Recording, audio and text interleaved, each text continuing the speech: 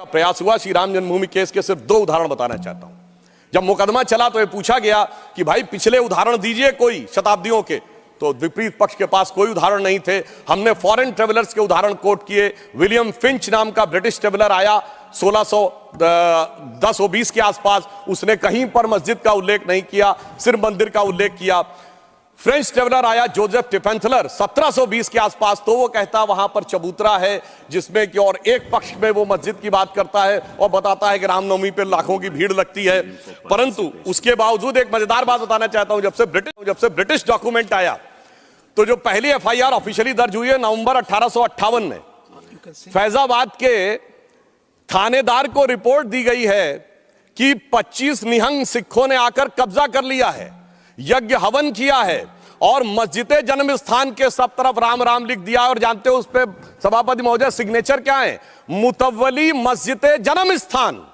अब बताइए, जन्म स्थान पहली एफआईआर में खुद मुतव्वली लिख रहा है और उसके बाद इस विषय को इतना बढ़ाया गया। और स्वतंत्रता के बाद मैं एक बात कहना चाहता हूं, 22-23 दिसंबर 1949 की रात को जब श्री राम लला प्रकट हुए, उसके बाद यह ध्यान देने योग्य बात है, यह समुदायों के बीच के संघर्ष का विषय नहीं था, यह भारत के स्वाभिमान का विषय था।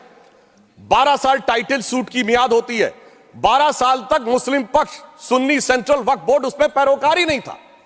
1961 में, दिसंबर 1961 में जब 12 साल पूरे होने में 4 दिन रह गए थे, तब सेंट्रल सुन्नी वक्फ बोर्ड उसमें पैरोकार बना। क्यों? कुछ सेकुलरिस्टों ने समझाया, कुछ लेफ्टिस्टों ने समझाया और इसका उल्लेख के मोहम्मद साहब ने अपनी किताब में किया है कि मुस्लिम समाज में एक बहुत बड़ा तबका ये मानता था कि हमें इस विषय में पढ़ने की जरूरत नहीं है, परंतु राजनीति के चलते हुए भारत के स्वाभिमान का विषय ये इसका प्रतीक बना। परंतु उसके बाद कोर्ट का निर्णय आया, संपूर्ण मर्यादाओं को पूर्ण करते हुए आज ये दिन आया। तो मैं कई बार हम लोग कहा जाता है कोर्ट का निर्णय आया तो इसमें आपने क्या किया, तो मैं बताना चाहता हूं, हम जब सत्ता में आए 1991 में कल्याण सिंह जी की सरकार ने आकर 67 एकड़ भूमि का अधिग्रहण किया। उसके बाद याद करिए खुदाई पर रोक लगा दी गई थी।